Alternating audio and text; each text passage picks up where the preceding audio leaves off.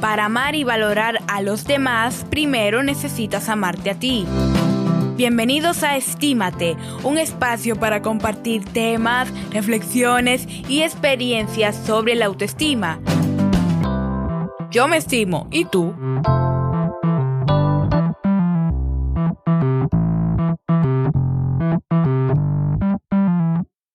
Bienvenida y bienvenido a Estímate, el podcast donde te invito a estimarte. Este tercer episodio es muy especial, pues en él te estaré abriendo mi corazón y creo que por primera vez en mi vida para contarte mi historia personal con la autoestima. Desde pequeña y según las vivencias que recuerdo, he sido una persona súper extremadamente detallista, cariñosa, amorosa con mi familia, mis cercanos y mis amigos. Yo era consciente de eso. Siempre he estado ahí para quienes me necesitan, ya sea para escuchar, para darles un consejo, para darles una recomendación. Aparte de que a mí siempre me gustaba que las personas tuvieran algo de mí, algo con que recordarme, o sea, una cartita, una notita. Probablemente la mayoría de las personas que me conocen y que han compartido conmigo, o sea, de manera presencial, tienen algo de mí por ahí, algún papelito, alguna notita, alguna cartita. Siempre hacía eso cuando era pequeña, en lo que iba creciendo, en mi adolescencia, en mi juventud. Siempre fui una alumna ejemplar, estudiosa, aplicada, respetuosa con mis profesores y mis compañeros, muy disciplinada, porque entendía que eso era muy importante y que yo tenía que hacerlo, aunque mis padres nunca me exigieron que yo tenía que ser una alumna perfecta. Aunque yo me consideraba una persona tímida y aún hoy yo me pregunto que quién fue que me enseñó o me habló de esa palabra, yo participaba desde pequeña en todas las presentaciones del colegio, bailando, cantando, actuando. A veces hasta era yo quien organizaba esas presentaciones. En mi familia, por ejemplo, cuando nos reuníamos en casa de mis abuelos, yo me ponía adelante junto con mi hermana Stephanie y mi prima Marlene y creábamos coreografías, poníamos a toda la familia a bailar.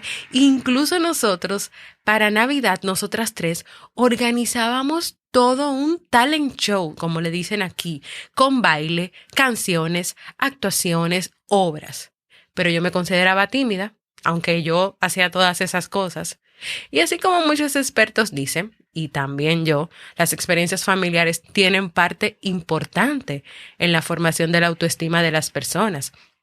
Ahora, de parte de mi familia recuerdo, porque aún pasa, que mis padres y mi hermana me apoyaban en todo, siempre veían y reconocían en mí la belleza interior y exterior que yo tenía. Mi papá incluso a mi hermana y a mí nos llamaba la rosa y la flor, porque así, desde su corazón de padre, él nos veía como flores hermosas, bellas, en proceso de crecimiento, o sea, con una belleza increíble. No sé si sabes que en una relación de padre e hija, o sea, la figura del papá en las hijas tiene mucho que ver con el desarrollo de la autoestima. Por eso es tan importante que esas relaciones, el papá se encargue de validar a sus hijas, de respetarla, de transmitirle cariño y de ayudarlas a ir reconociendo la belleza interior y exterior que tienen. Entonces, ¿por qué si yo tenía una familia que me amaba, era buena estudiante, participaba en todos los actos de baile, canto y teatro, en lo profundo de mí, yo no me valoraba, no me gustaba mirarme al espejo, no reconocía esa belleza interior y exterior de la que todos me hablaban? Yo era consciente de que yo era buena en muchas cosas y de que yo hacía muchas cosas, pero no lo valoraba, no identificaba que eso era parte de mí y de mi autoestima.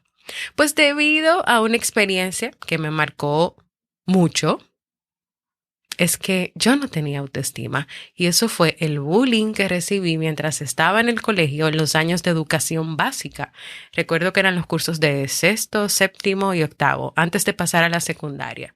Estudiantes de otros cursos mayores y sobre todo varones me decían todo tipo de burlas sobre mis ojos, por ejemplo, porque yo usaba lentes. Entonces ahí habían unas frases que obviamente yo no voy a decir aquí, frases, palabras fuera de lugar o sobre mi nariz o sobre mi cara o en general.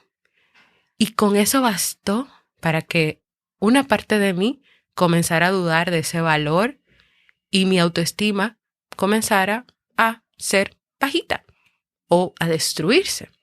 Recuerdo que yo tenía un profesor que era el profesor de deporte o educación física, que siempre me decía, Jamie, pero mírate, reconoce lo valiosa que eres, porque él a veces me encontraba llorando en el colegio. Tú eres bonita, no escuches esas palabras necias de esos jóvenes que no te conocen, no son tus amigos, o sea, valórate, ámate, tú tienes muchas cualidades, tú eres buena, o sea, reconócete, ámate. O sea, ya ahí yo comencé a tener una persona mayor también que me estaba diciendo lo que estaba viendo de mí o lo que percibía de mí.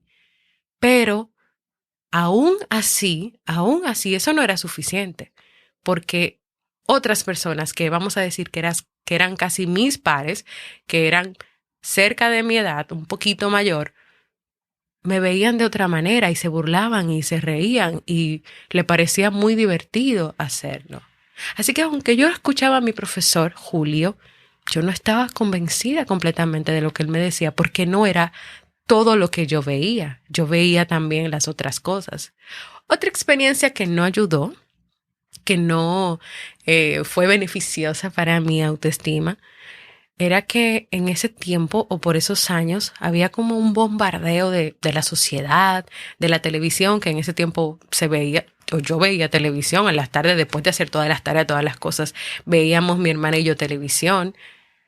Pues todo lo que te presentaba ahí era, tienes que ser perfecta físicamente, tienes que ser bella, pero para ser bella tú tienes que tener esta talla, este size, este pelo, esta forma, esta ropa, y incluso te dictaba la sociedad y la televisión y lo que ahí se presentaba, lo que tú tenías que hacer para verdaderamente ser valiosa como persona. Entonces yo decía, pero es que yo como que no tengo nada de eso. O sea, fíjate que la sociedad te lleva a ir encasillándote en un molde o en una forma de ser o en algo. Entonces, como tú no tienes eso, pues obviamente tú dices, pues entonces yo no valgo. Y ahí es que tenemos que ir aprendiendo que cada persona es diferente, única y vale como es. Tú no tienes que entrar en un molde, en una casilla, en un camino. Tú eres como eres. Muchas veces en el camino de esa experiencia escolar me vi tratando de buscar la aprobación de los demás, dejando de ser yo. Claro, ahora yo puedo ser consciente de todas esas cosas, en ese momento no. Para convertirme en una persona extremadamente generosa con los otros al punto de olvidarme de mí misma. O sea, yo era chula, buena con la gente, le dejaba notitas, o sea, pero esas cosas a mí me salían del corazón y de verdad yo quería hacerlas. Yo no las hacía, aunque yo quería buscar la aprobación de los demás, tal vez lo hacía más, por ejemplo, no expresando mis opiniones reales de las cosas, porque recuerdo que tenía una amiga y eso lo pude ver muchísimo después, que ella decía algo y yo tal vez pensaba diferente, pero yo decía lo mismo que ella. Pero un día que yo me pregunté, pero ¿por qué tú tienes que dejar de decir lo que tú quieres decir? O sea, sigue siendo tú. Di tus cosas, porque al final las personas que están a tu alrededor lo que te demuestran es que te quieren y que te valoran. Y esta situación ya de esta amiga en específico fue en la secundaria y fue ahí que yo me comencé a hacer preguntas, pero oye, ¿qué pasa? Pero sí llega un momento en que cuando tú eres muy generosa, muy buena, pero tú comienzas a hacerlo hasta el punto que te olvidas de ti, obviamente tú vas perdiendo tu esencia.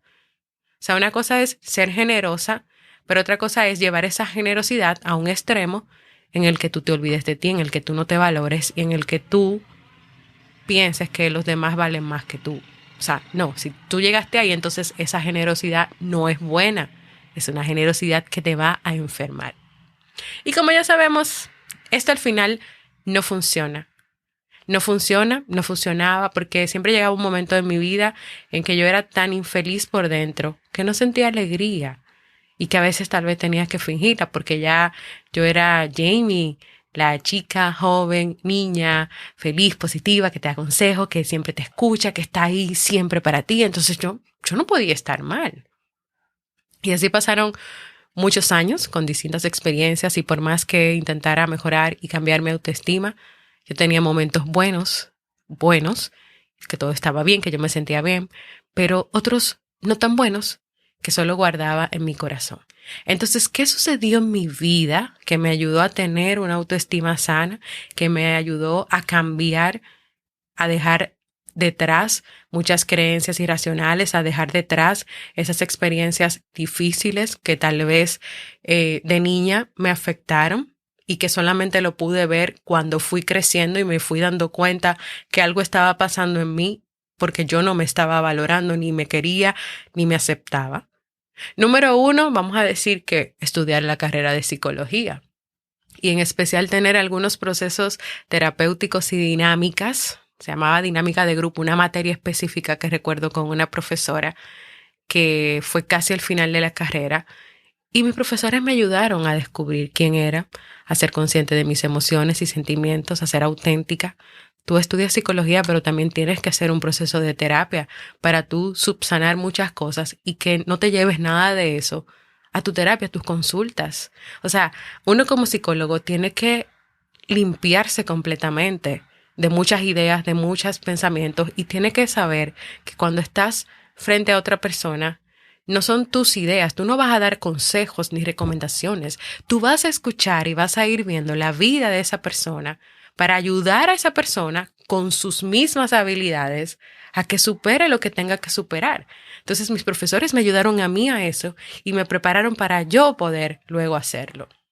Yo hice proceso de catarsis, o sea, de crisis, de llorar, de identificar cosas que me habían estado afectando y yo tuve que reconocer esas cosas, dejar que me dolieran porque no había dejado que tal vez me dolieran como me tenían que doler y perdonar a algunas personas, incluyéndome a mí. Otra experiencia fue con una profesora de la materia de humanismo o humanidades en la universidad, la cual un día me hizo un comentario irrespetuoso frente a toda la clase. Ella me juzgó y acabó conmigo y me dijo de todo. Obviamente yo soy una persona sensible también y ese tipo de cosas me hicieron sentir súper mal. Pero ¿qué pasa? Porque estamos hablando de la materia de humanismo, de ser una persona humana. Eso era lo que ella estaba enseñando. Pero para mí ella no fue humana porque ella hizo eso. Entonces, como ella misma había puesto una dinámica de tener un diario donde teníamos que escribir todas las experiencias de la clase, cómo nos sentíamos, qué había pasado, le teníamos que dar esos diarios a ella para que ella los leyera. Pues yo en ese diario aproveché y le expresé lo que como yo me sentí con ese accionar, que en otro momento de mi vida tal vez yo no le digo nada y me quedo callada porque la profesora es la que manda, o sea, hay que dejarla con su idea, pero no. O sea, algo raro en mí, yo me atreví a escribir ahí, decirle cómo me había sentido, me sentí juzgada, que ella no me conocía, que por qué ella dijo esas cosas de mí, que esa eran las cosas que sí habían pasado. Y ese escrito fue mi verdadera primera experiencia con la asertividad. Y desde ahí ha sido un camino largo y arduo para cada día fortalecer esta habilidad social, de poder decir sí o no cuando yo quiera decir sí o no, de comenzar a ver que las cosas que no me gustaban no tenía que guardármelas, sino que yo podía expresarlas, tenía que expresarlas ahora, de una manera respetuosa, ni siendo muy pasiva ni muy agresiva. Y les cuento que la profesora en la siguiente clase, después que leyó el diario, su dinámica, habló conmigo y delante de todos los estudiantes me pidió perdón. Y luego siempre esperaba mi diario de la clase para leerlo. Y me escribía también, porque ella te escribía o te respondía muchas cosas motivadoras. Y yo me convertí en su alumna favorita. Tuve personas claves en este proceso de valorarme, de aceptarme. Y una de ellas es una persona que tú conoces. Se llama Robert Sasuki. Sí. A él lo conocí en la universidad. Primero fue mi súper mejor amigo, el más increíble de todos. Y a lo largo de nuestra relación, que fue como una relación que ha evolucionado bastante porque éramos mejores amigos, después fuimos novios y nos casamos. Pero él siempre reconocía mi verdadera esencia, me la recordaba, me la decía, me animaba.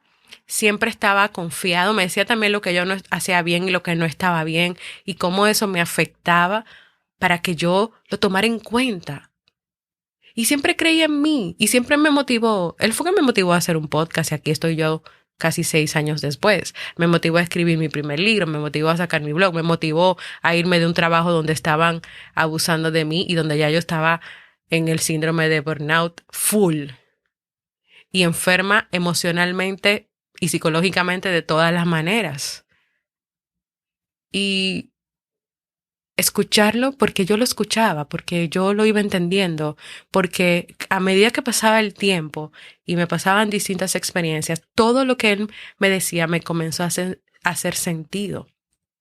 Entonces todas esas experiencias ya iban formando en mí la autoestima fuerte y sólida que anhelaba, aunque todavía me faltaba un poquito más para que esa autoestima se mantuviera y no dependiera de lo que me pasara o no.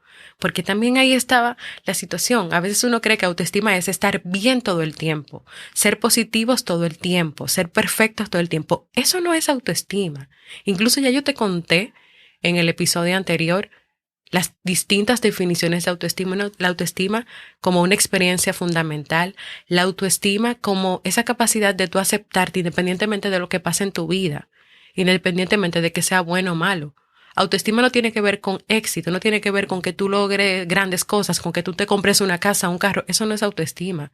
Es que tú te sigas queriendo, que tú te sigas valorando a pesar de la vida, a pesar de sus experiencias, a pesar de las cosas que pasan, que tú sepas reconocer tus emociones y que incluso tú sepas identificar en qué fallaste y en qué no, y que tú aprendas a perdonarte y que tú tengas una conciencia demasiado amplia y demasiado clara de quién eres, de lo que quieres y de lo que no quieres, de lo que permites y de lo que no permites en tu vida.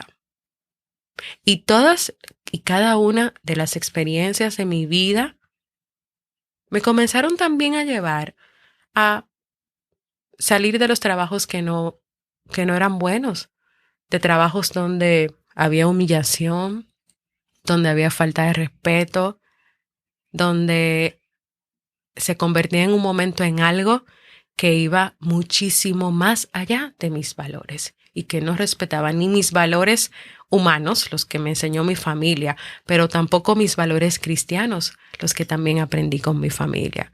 Entonces ya llegaba un momento en que yo decía, no, aquí yo no voy a seguir, aquí no más. Y esa experiencia te la da la autoestima, esa experiencia de poner un límite y de saber que no más, que no vas a permitir más. Ni respeto, ni que quieran pasar por encima de ti, ni que te humillen. Es verdad que tú no tienes que trabajar y que el trabajo es sacrificio, como te dicen aquí, pero no puede ser un sacrificio de tal manera que tú te enfermes, de tal manera que tú vivas sufriendo. Y otra experiencia, entre las ya varias que he contado, que ya marca como que el boom de el boom de la autoestima. En el 2015 yo realicé un taller de liderazgo que me invitó un primo de parte de mi mamá. Conozco personas increíbles como Teresita y Vladimir, que siempre van a estar en mi corazón y que son personas de esas que pasan por tu vida y dejan huellas. Bueno, ellos son esas dos personas y son como mis ángeles de la guarda. Yo siempre me he caracterizado por ser muy disciplinada en cada proceso de mi vida. Lo que tengo que hacer, lo hago. Lo que tengo que aprender, lo aprendo. Yo no era súper buena en matemáticas, pero yo estudiaba, yo hacía mis ejercicios, yo practicaba, yo siempre sacaba 100 en los exámenes, porque yo sabía que aquí yo tenía una debilidad, que yo no entendía las matemáticas tan bien como por ejemplo lo entendía mi hermana, pero si era disciplinada, entonces ella me explicaba, yo hacía mis ejercicios, me ponía a practicar mucho y me iba muy bien.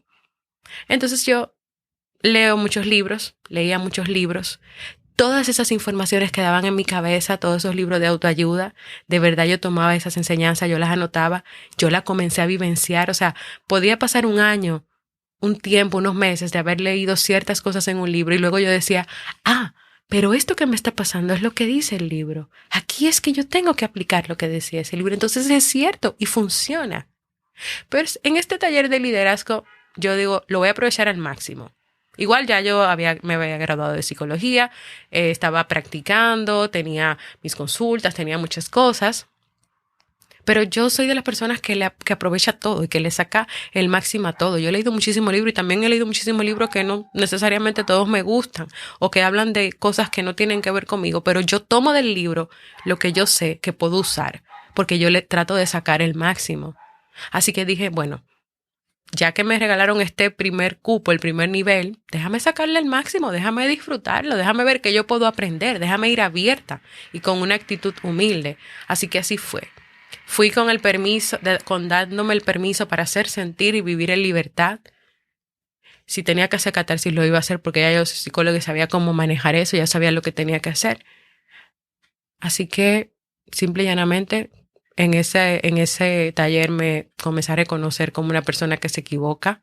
Abandoné para siempre la búsqueda de la perfección que me había acompañado durante toda mi vida y que ahí fue que me di cuenta, es que por esto es que al final como que un día estoy bien, otro día no, porque es que yo estoy buscando la perfección y nadie es perfecto. Me perdoné, pero no un perdón superficial, un perdón verdadero. O sea, yo de verdad identifiqué cada momento de mi vida, recordé todo lo que había leído en los libros, identifiqué todas esas ideas que no me estaban haciendo bien. Y dije, pero es que todo el mundo se equivoca, es que yo soy un ser humano. Yo comencé a verme como un ser humano. Y a pesar de todo, yo tenía que amarme y quería valorarme y tenía que aprender a quererme en las buenas y en las malas. Así que yo identifiqué esto una vez más aquí en este taller y lo hice. Había un ejercicio de buscar 3 palabras de las cuales, palabras que te definieran o palabras que te definían pero que tú no te creías. Y yo duré un tiempo buscando esas 3 palabras, las 3 palabras de Jamie, y recuerdo que al final di con 3, que se las comenté a Teresita y Vladimir, que eran mis seniors, así era que se le llamaba. Yo soy una mujer fuerte, segura y confiada. Yo soy una mujer bella, segura y confiada. Bella, segura y confiada. Y tenía que trabajar yo por ese tiempo en esas 3 palabras, en comenzar a verlas en mi vida, en comenzar a creérmelas, en comenzar a identificar todas las experiencias que me llevaban a realmente creer que yo era una mujer bella, segura y confiada. Y yo trabajé, hice todo lo que me dijeron que yo tenía que hacer. Y cuando de verdad tú te abres y permites que el conocimiento llegue a tu vida y lo practicas con seguridad y lo practicas de verdad reconociendo que eso puede hacer un cambio en tu vida, es muy diferente. Y sí, las cosas pasan. Y sí, yo comencé a creerme que yo era una mujer bella, segura y confiada. Recuerdo que en la ceremonia de graduación de ese taller salí a una dinámica en el área verde, en el área de la naturaleza, de fuera del lugar donde yo estaba, donde estaban los árboles, donde estaba todo. Yo tenía que escribir algo en un papel, como una escritura que saliera de mi inconsciente. Escribirlo y no leerlo. Así que yo lo hice mi dinámica, me senté, cerré mis ojos, reflexioné un poquito y nada, me puse a escribir. Cuando yo regresé al punto de encuentro, de que ya todos habían hecho su dinámica, algunos comenzaron a explicar la experiencia. Yo abrí el papel, lo leí y comencé a llorar. Y Teresita se me acerca y lo lee y sus ojos se iluminaron y se le aguaron. Porque esas palabras que estaban escritas ahí eran el reflejo y la evidencia de que de verdad ya yo me amaba y me valoraba. Y claro está, que yo no iba a dar un paso atrás.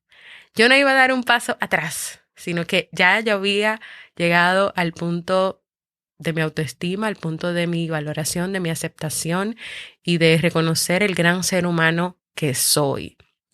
Y así, con muchas experiencias más, sobre todo a un nivel de conciencia plena de quién soy, de lo que quiero y de siempre poner en práctica cada cosa que enseño en mis podcasts, es que mi experiencia con la autoestima está cada día más enriquecida y en consecuencia pues puedo acompañar aún mejor a las personas que confían en mí para trabajar con sus vidas.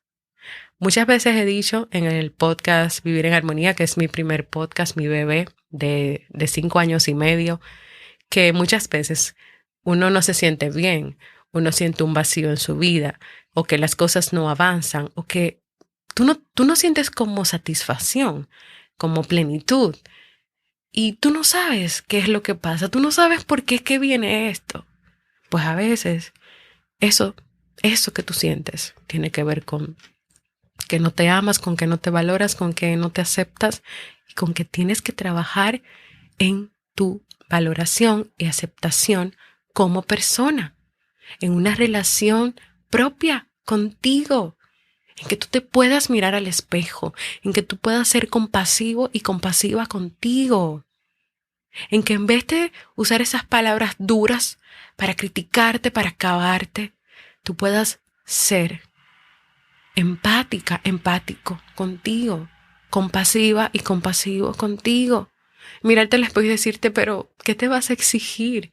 Ahora mismo estás pasando demasiado.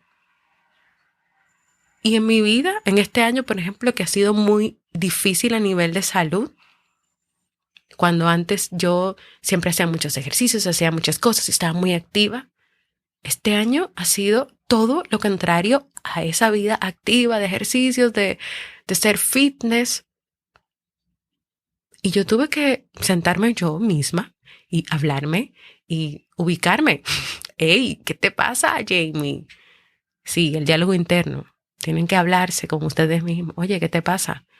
No te exijas más de lo que tú puedes estar. Ahora mismo tú estás enferma, tú tienes muchas situaciones que escapan de tu control, que tú no puedes manejar. Y próximamente tal vez yo sea sometida a una operación, tal vez en diciembre. Y yo sé que cuando eso suceda, pues mi vida va a cambiar y yo voy a recuperar la salud que ahora no tengo. Entonces, este año me ha tocado ser paciente con eso, entenderlo, y he tenido que aprender a mirarme en el espejo aceptando lo que está ahí, porque eso es lo que hay ahora. Trabajar por recuperar esa salud, lograr tener esa salud, y luego las cosas serán diferentes, pero este no es el momento para yo exigirme cosas que no van con mi realidad. Yo creo que hasta aquí, que ha sido bastante como larguito, yo voy a dejar mi historia personal con la autoestima. Probablemente a medida que sigamos con más episodios en algunos momentos, también cuente algunos otros ejemplos o algunas otras cosas que vengan a mí o que recuerde. Así que nada, es la primera vez que creo que hablo sobre esto de esta manera en un podcast. Así que esto es un regalo para mí y creo que sea también de alguna manera de inspiración para ti.